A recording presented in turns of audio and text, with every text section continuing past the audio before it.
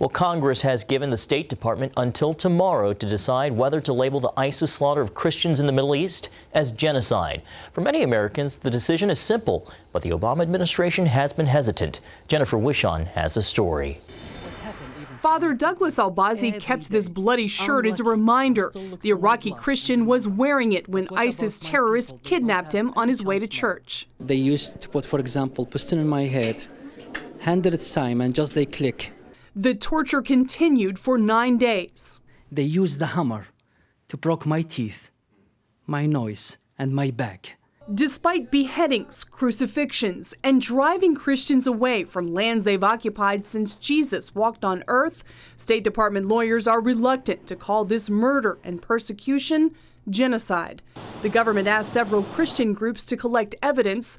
Their 280-page report lays out known crimes against Christians, including a list of those murdered and witness statements.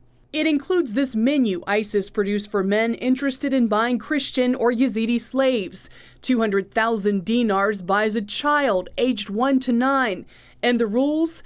It is not allowed for any customer to purchase more than 3 spoils, except for foreigners like Turks, Syrians, and Gulf Arabs. The word, and the only word for what is happening, is genocide. There's ample proof, Anderson says, that ISIS wants to rid the world of Christians. In an issue of its magazine, Dabiq, ISIS published, "We will conquer your Rome, break your crosses, and enslave your women.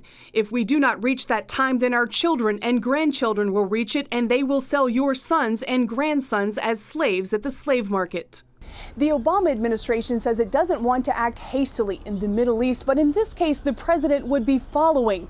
The European Union, a vast majority of Congress, even the likely Democratic presidential nominee, Hillary Clinton, are all labeling this attempt at Christian extermination genocide. This is about lives, and it's about the impact on real people on a daily basis in a setting that we couldn't possibly imagine. According to the UN, genocide is acts committed with intent to destroy, in whole or in part, a national, ethnic, racial, or religious group. The only time the U.S. has designated a genocide while it was happening came 12 years ago in Darfur. Then lawyers determined the designation didn't require the U.S. to act. Another reason many Americans wonder why the Obama administration is dragging its feet. I look to my blood every day, and I remember. And this is what's happened even to my people every day.